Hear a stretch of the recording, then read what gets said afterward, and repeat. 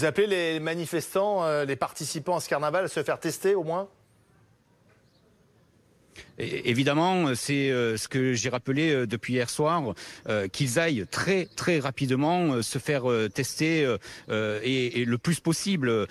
Encore une fois, ils ne peuvent pas laisser entendre que ici à Marseille, nous serions plus laxistes sur les questions sanitaires, alors que depuis le début, nous œuvrons quotidiennement sur la question sanitaire. Merci, merci d'avoir été en direct avec nous, avec Alexis Puyette et Laura Cadot. Vous comprenez ce rassemblement? Bah oui, ça s'appelle la vie, ça s'appelle la liberté. C'est marrant parce que au bout d'un moment, c'est un jour sans fin, quoi. Ça fait 1 an qu'on nous fait les mêmes sketchs chaque fois qu'il y a un rassemblement avec les mêmes mots. J'ai même vu ce matin, je crois que Valérie Boyer qui a parlé d'attentat. D'attentat. Enfin, ces gens sont fous. Ils sont complètement fous. Donc, si vous voulez, on nous a fait le même sketch après le 11 mai, le jour du déconfinement. Il y avait des images comme ça. Il y avait les mêmes débats à la télé. Hein. Le 21 juin, fête de la musique. Alors là, c'était le scandale pendant une semaine. C'est un rassemblement politique. On vient sans masque, on ne respecte pas la distanciation. Non, c'était un carnaval, je crois. Enfin, c'était pas politique, c'était un carnaval. Le carnaval, d'ailleurs, qui normalement est traditionnel dans cette ville.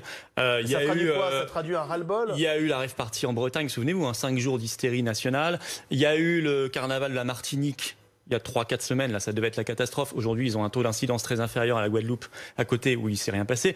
Enfin, faut arrêter le délire, quoi. Je veux dire, vous savez qu'hier, dans le monde, il y a eu 50 pays où il y a eu énormément de manifestations. 20 000 personnes en Allemagne, 7 000 en Suisse, en France, à Annecy également, etc. Mais vous comprenez que pour beaucoup de Français, c'est inadmissible parce qu'on leur demande de rester chez eux, en tout cas de faire très attention. Les soignants marseillais sont mobilisés et certains se permettent finalement de ne pas respecter les règles. Non, mais ce qui est inadmissible, par exemple, pour les soignants, c'est qu'on n'a pas créé un lit en 1 an. Ce qui est inadmissible pour la population, c'est qu'il y a des médicaments qu'on n'autorise pas les médecins à prescrire librement. Ce qui est inadmissible... Quels médicaments, pardon ? Alors, par exemple, l'ivermectine, je vous renvoie à un dossier de Capital qui est sorti avant-hier sur les 40 études dans le monde qui ont été faites, dont 20 randomisées, qui sont absolument extraordinaires sur l'efficacité de ce médicament. Mais c'est vrai qu'il ne coûte que 8 €, donc probablement qu'il ne rentre pas dans les cases. Mais c'est ça qui doit scandaliser les Français. Ce qui doit scandaliser les Français, c'est que ça fait 1 an qu'on est dans cette pagaille, que ça ne fonctionne pas, cette stratégie des restrictions à la liberté et des fermetures partout. Il y a des pays qui le démontrent, il y a des pays qui n'ont jamais fermé.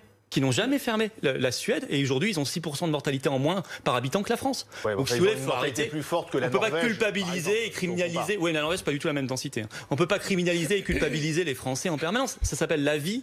Ça s'appelle la vie. Maud Bréjon, vous êtes d'accord avec ça? Finalement, à un moment donné, les Français n'en peuvent plus. Et le seuil d'acceptabilité de ces mesures est dépassé. C'est ce que dit Marine Le Pen. Notamment. Déjà, rappelons que l'immense majorité des Français, l'immense majorité, respectent et comprennent ces contraintes sanitaires-là. Ils le font par solidarité pour les personnes plus âgées, pour les personnes vulnérables, par solidarité pour les soignants aussi. Cette manif-là, elle est absolument inacceptable. Elle est inacceptable quand toutes les 4 minutes, quelqu'un rentre en réanimation en France. Elle est inacceptable quand la pression hospitalière explose depuis plusieurs semaines déjà, quand on a 35 000 nouveaux cas par jour. Et donc il y aura des comparutions immédiates. Dès demain, ça a été annoncé sur votre antenne d'ailleurs par Gérald Darmanin. Ensuite, moi je suis toujours... Disons qu'il y a plus de fermeté que dans certaines banlieues quand il y a des racailles qui viennent tout casser. On voit pas du tout le ministre avoir la même fermeté. Je peux terminer? Ça vous embête pas? Oui, mais en tout cas, il n'y a pas les mêmes comparutions immédiates. Je vais terminer si ça vous embête pas. Je suis toujours effarée d'entendre vos arguments, monsieur. Effaré de vous voir à vos manifestations sous les fenêtres d'Olivier Véran, sans masque, quand les soignants sont épuisés après 1 an de crise. Quand 90 000 Français... La démocratie vous gêne, madame? Non, quand 90 000 Français sont morts. La démocratie, c'est les élections, monsieur. Ah, c'est que les élections.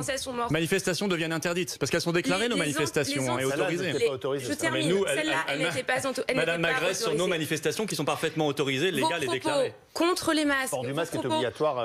Nous rappelons les consignes sanitaires. Vos propos contre les masques, vos propos contre les contraintes sanitaires, quand la pression hospitalière explose, quand on essaie tous d'être solidaires, vous savez, moi je le vois, je suis élu local, je le vois même avec mes amis, on en a marre, mais on tient parce qu'il nous reste quelques semaines, 10 millions de personnes vaccinées mi-avril, 20 millions mi-mai, 30 millions mi-juin, l'immense majorité des Français, ils sont solidaires et clairement, monsieur Philippot, vous n'en faites pas partie. partie. Vous n'en faites pas partie et je ne souhaite pas à quelqu'un dans vos manifestations un jour d'avoir besoin d'aller à l'hôpital et de pas avoir de place en réanimation parce qu'aujourd'hui, vous manquez clairement de solidarité à l'égard de ce monde hospitalier-là qui se bat depuis un an. Je ne suis effectivement pas solidaire avec le macronisme et votre sorcellerie qui fait office de politique sanitaire. Une politique, ça n'est pas de fermer comme ça 90 000 commerces, les marchands de chaussures mais pas les cordonniers, les esthéticiennes mais pas les coiffeurs. Ça c'est du pipeau, ça c'est n'importe quoi. Donc culpabilisez pas les Français là-dessus. Ne vous en déplaise, les Français vont manifester. Les Français sont des citoyens, ils ne sont pas les sujets du roi Macron. Les Français ne sont pas vos sujets. Donc ils vont manifester s'ils le souhaitent et je continuerai comme responsable d'opposition, peut-être un des seuls dans ce pays où l'opposition est couchée à le faire. Et je dis, allez sur la prévention, le traitement, arrêtez de fermer des lits à l'hôpital et arrêtez de supprimer des personnels à l'hôpital. Christophe Barbier, Philippot, est-ce qu'il faut vacciner en priorité ceux qui nous gouvernent en fait ? Ça doit être, moi, je suis pour vraiment la totale liberté vaccinale. Donc, si vous voulez, je pense que le vaccin peut pas être le seul outil dans un arsenal, surtout si on ne sait pas s'il va pas y avoir un variant qui le rendra inefficace, efficace peu de temps, etc. Surtout qu'on a mis tout ça dans les mains de l'Union européenne, ce qui fonctionne pas. Au moins, ça aura le mérite de montrer aux gens qu'il vaut mieux être un pays souverain et indépendant. C'est beaucoup plus efficace et utile. Il vaut mieux quitter l'Union européenne le plus vite possible. Non, surtout pas. Et que dans un arsenal, oui, Monsieur Barbier, on aura ce débat-là, j'espère un jour. Mais moi, je suis pour le Frexit. Et je pense que dans un arsenal, le vaccin est une vraie imprudence. Simplement, le vaccin, c'est une vraie imprudence. Il faut de la prévention, il faut du traitement, il faut un arsenal. La prévention et en même temps, vous comprenez aujourd'hui, c'est aujourd'hui, c'est vaccin, la prévention, vaccin. mais en même temps, vous soutenez en quelque sorte ceux qui à Marseille défilent sans masque. C'est contradictoire. Si on considère que vivre, c'est prendre un risque. Oui, vivre, c'est prendre un risque. Effectivement, à ce moment-là, on ne se voit plus, on ne parle plus, on ne danse plus, on vit dans notre terrier et on mange des carottes. Alors oui, on peut vivre dans notre terrier derrière 3 couches de masque et manger des carottes. Et à ce moment-là, on ne prend pas de risque. Ce qui s'est passé à Marseille, vous maintenez que c'est la vie, que c'est normal. Oui, c'est bien de faire ça. Ah, mais moi, je n'ai pas à juger c'est bien ou mal, c'est comme ça. Pour vous, ça, c'est normal. Mais pourquoi vous estimez que ça va créer des morts? Ce qui va créer des morts, c'est que le gouvernement ferme des lits à l'hôpital. Ça, oui, ça crée des morts. Non, ce qui va créer des morts, ça permet de les soigner. Ça fera qu'il y aura des problèmes à l'hôpital. 5 minutes, juste parler de bon sens. C'est pas de la politique, ça. Juste parler de bon sens. Ces gens-là, en plus, ils se mettent eux-mêmes en danger. Non, mais faites juste de la science. Ils se mettent eux-mêmes en danger, ces gens. Mais non, vous êtes à l'extérieur. Ça fait 1 an que vous dites ça, ou les gens qui parlent comme vous. Oui, pas moi, non. Oui, ou les gens qui parlent comme vous. Ça fait 1 an. Il faut regarder la science. La science a parlé plusieurs fois. Rêve party, 21 juin, fête de la musique, etc.